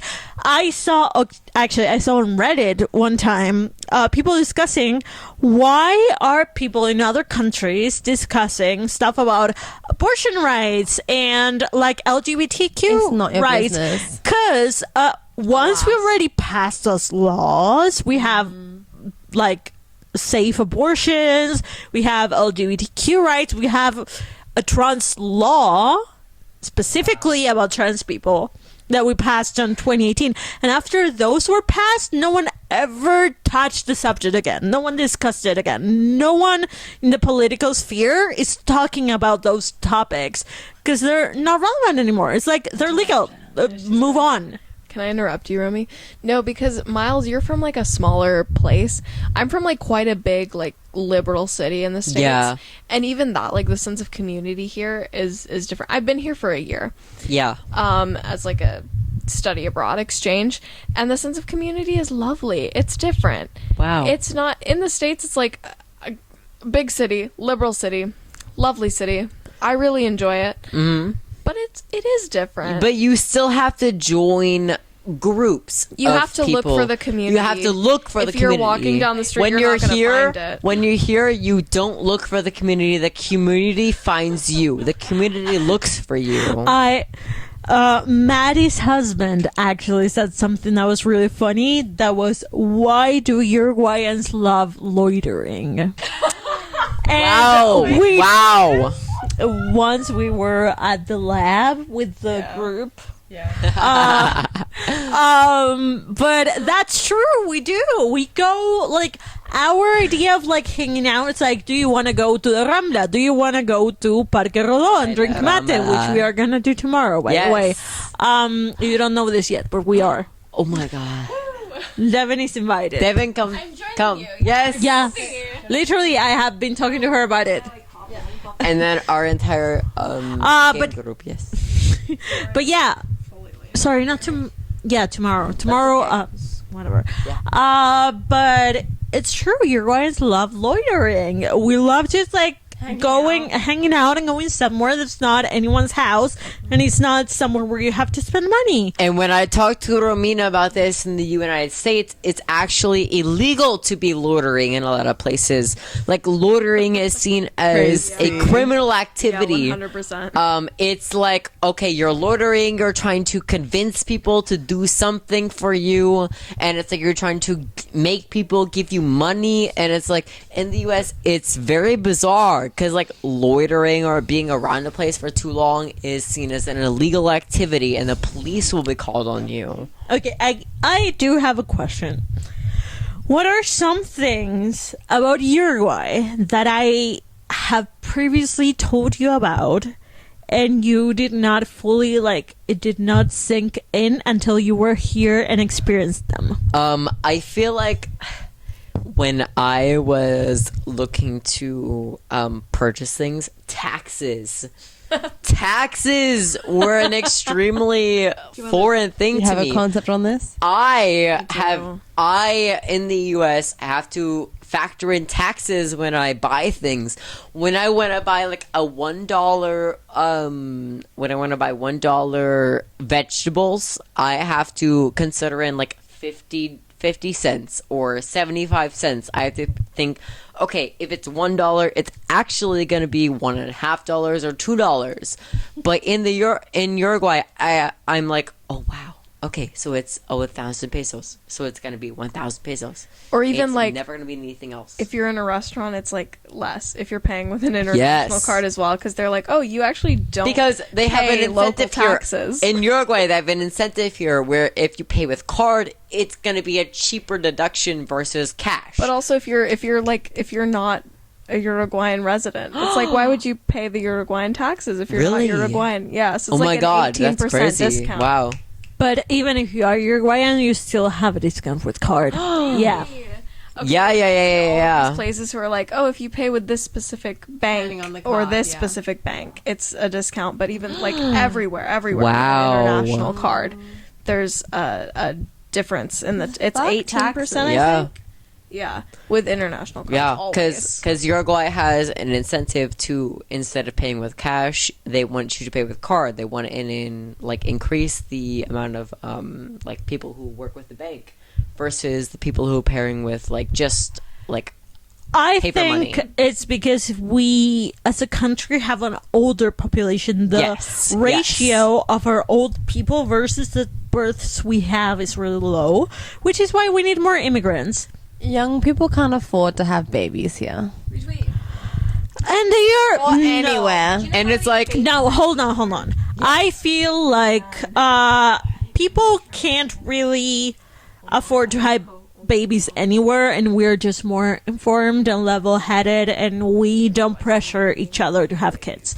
So we don't. So we have an older population. So in order to have the older population, like 60-year-olds, use cards instead of cash, we did get all these incentives in. And it was very bizarre to me to learn that Romina's parents are a lot older than my parents. Like, even if you're only 10 years like older than me, my parents are 20 years older. I am 7 years older than him, by the way. Besties, I feel like But, we've gotten a little bit sidetracked. We were trying to end the episode. Yes, we can end the episode here. We Sexual can continue assault this. is bad. Sexual assault is New bad. experiences in the world are good. The Travel. new experiences are good. The United Wait. States is culturally appropriating you, Wait, and real Uruguay quick. is amazing. Real quick, do you have another thing that you were like flabbergasted by that I told you about and you didn't believe until you were here?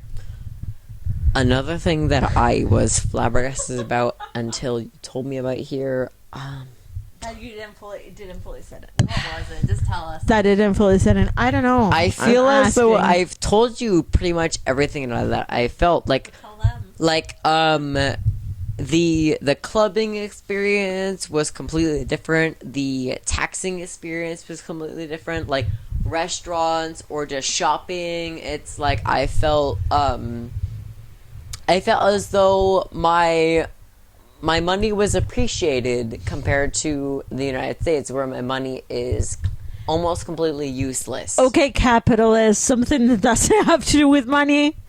I know it's hard. Such a big thing. When you're in the United States, if it's you're hard. from the States and you come here, the States is very capitalist. Like, that's the biggest motivator. That's the biggest thing.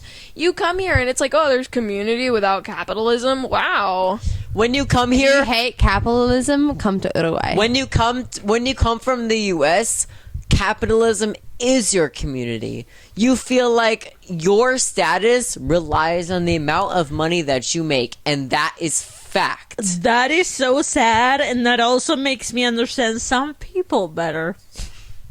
It's How it goes.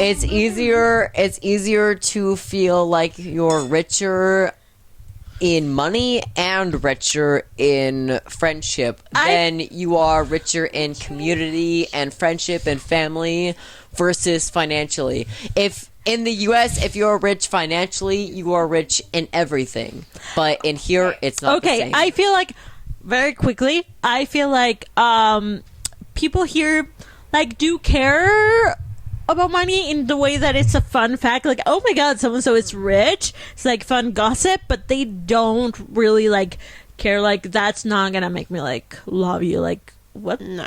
What the hell? is just Like additional. even like if anything is something to make fun of, like, oh my god, like they're so rich, like whatever. It very much depends on where you live. Like within Of course. Montevideo, it's like a little different. Whereas if you were in the interior, it's like completely different. Yeah, and like I feel like most, like, not everyone, people are different, but most people in Carrasco are the ones that care about money, and they're rich and they Old care money. about money.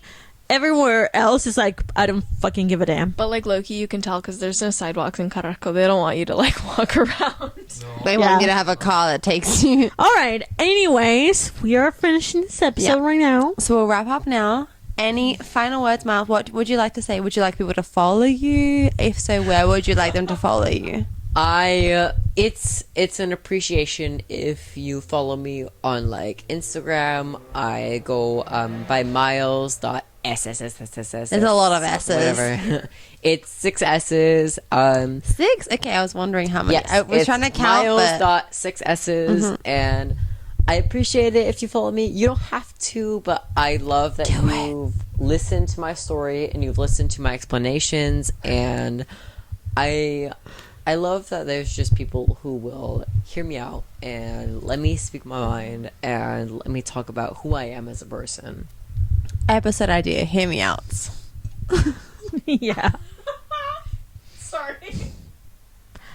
Okay, we are leaving now. I feel like in the future we need to drink less wine while recording. Yes. Because the start of the episode versus the end of the episode, you can really tell a difference. And it You is 2 can. bottles of wine.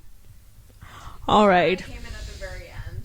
There is a distinction between us as people versus us as drunk people. Yeah. We you still can really we tell. still appreciate the integrity of the context that we give you guys. We still appreciate the facts that we give you. We appreciate you as people, but you know, sometimes we wanna. Yeah. Subscribe.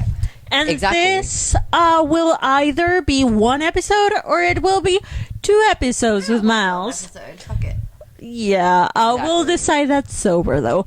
But for now, we'll see you on the next episode of Baddie Behaviour. Baddie Behaviour. We will Don't make even sure. laugh at it. If you have a better name, please comment, because we Yes. debated over this for like 3 weeks and we could not come up with anything better. So It's- please. If there's anything other than Baddie Behaviour that feel could fit the podcast, then go ahead and comment below. Yeah, he doesn't But like it. I personally think Baddie Behaviour is a better slogan than it is a commentary name. All right. We are finishing this right here, right now. Right now. We will see you in the next episode. Thank you so much for tuning in. Follow us on all our social media. If you're seeing this on YouTube, comment down below. If you're listening to this on Spotify, rate it 5 stars, I think it is. Sorry, Miles just literally dropped his microphone and it's making me giggle. I'm sorry, I'm being a little bit silly right now. He's ready to go out to the club. And thank you for watching. Thank you for listening. And we will see you next time. Follow us everywhere. And we love you. All right, cheers, everybody. Bye. Bye, bitches.